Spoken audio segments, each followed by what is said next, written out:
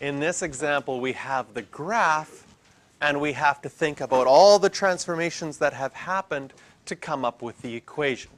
Again, we're going to use DAB-C to help us figure that out. Now, the D value is your center line. So if we look at this and we see that it's going to a maximum of 6 and a minimum of -4,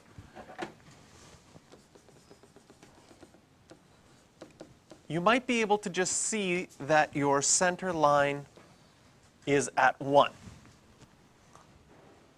One thing you can do to check if your center line is correct after you're just guessing, like this is what all I'm doing right now is guessing what it's at, is the distance from my center line to my maximum the same as my distance from my center line to my minimum? In this case, from my center line to my maximum is 5. From my center line to my minimum is 5. So that would be one way that I know that y equals 1 is the correct value for my center line. Another thing you could do is you could look at your maximum, which is 6, and your minimum, which is -4, and say, I know that the total distance from my maximum to my minimum is 10. My amplitude then is half of that, which is 5, and I can use my amplitude to go down 5 from 6 to find my center line. If I do that technique, not only have I found that my center line is 1, I've also figured out my amplitude is 5.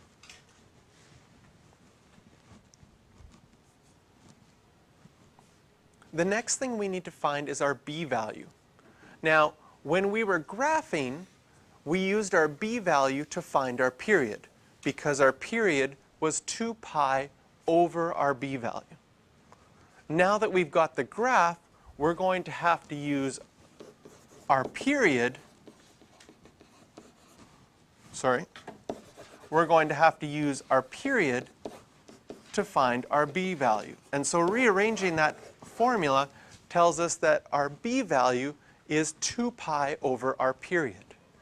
So how do we find our period? Our period is the time that it takes to repeat itself. So you can take any point. I often like to use maximums and minimums. So if I take this minimum here, how far is it to this minimum over here? Well, if I just count boxes, I go 1, 2, 3, 4, 5, 6, 7, 8 boxes to go from one minimum to the next minimum. Just counting across would be 8 marks.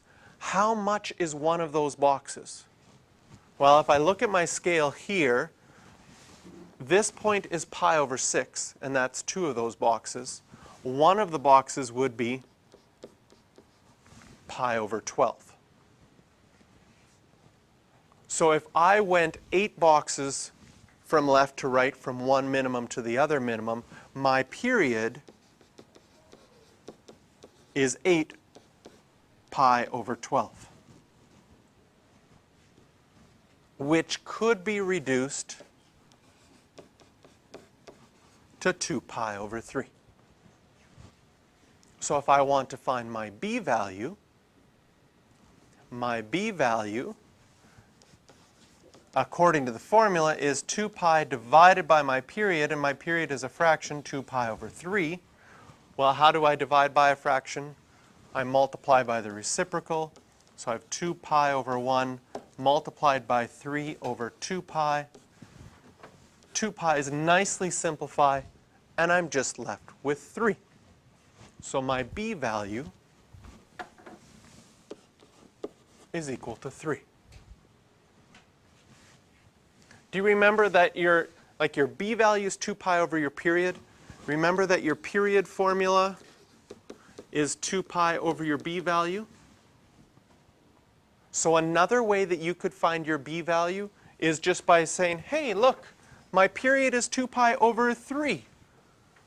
And my period formula says it's 2 pi over my b value. So my b value must be 3. So there's another way that you could find your b value. The last thing that we did in DAB-C was graph the horizontal shift.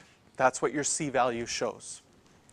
So this is where the idea of we're trying to find a sine graph. Where does a sine graph start? A sine graph starts on the center line going up. Well, if we look at our graph here, can I find a point on the center line going up? Right there.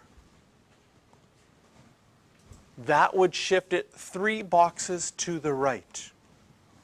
What would I label this as? Well, if this is 1 pi over 2, this would be 2 pi over 2. This would be, sorry, not over 2, over 12.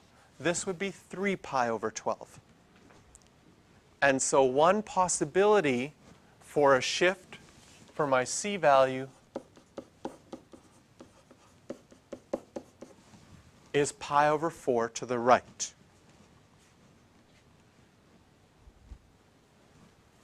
All of that information together, I can now write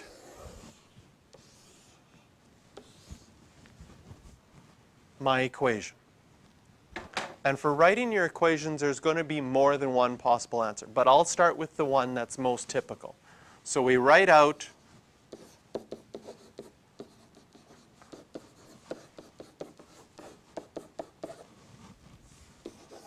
I know my amplitude was 5.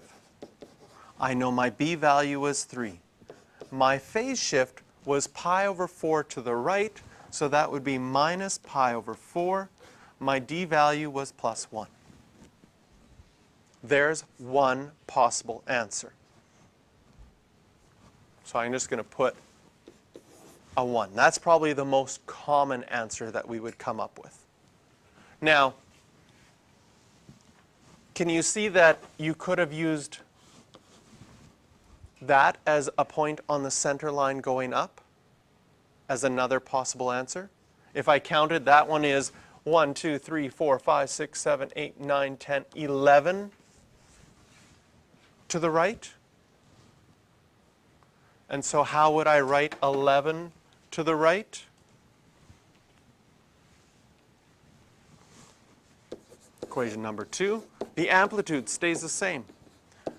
The b value stays the same, but now I am shifting things 11 pi over 12s to the right.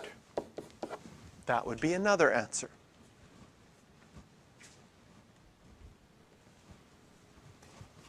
Just for fun, I'll do one more.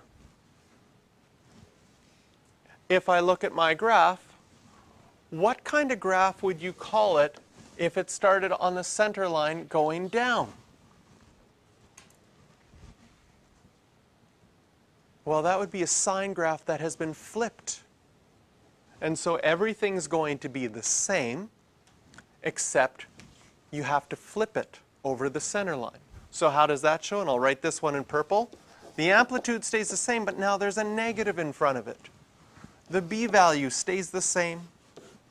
We are now shifting one box to the left, so that would be plus pi over 12.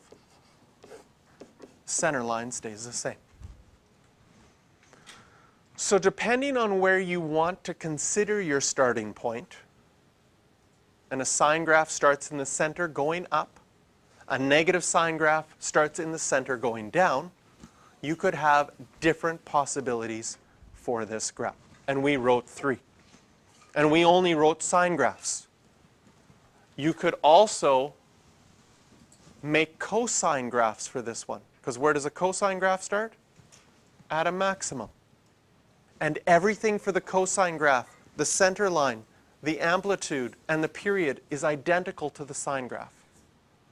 So often in these questions, they'll ask you to write one equation with a sine function and one equation with a cosine function. Questions for practice are 4, 5, 6, and 7.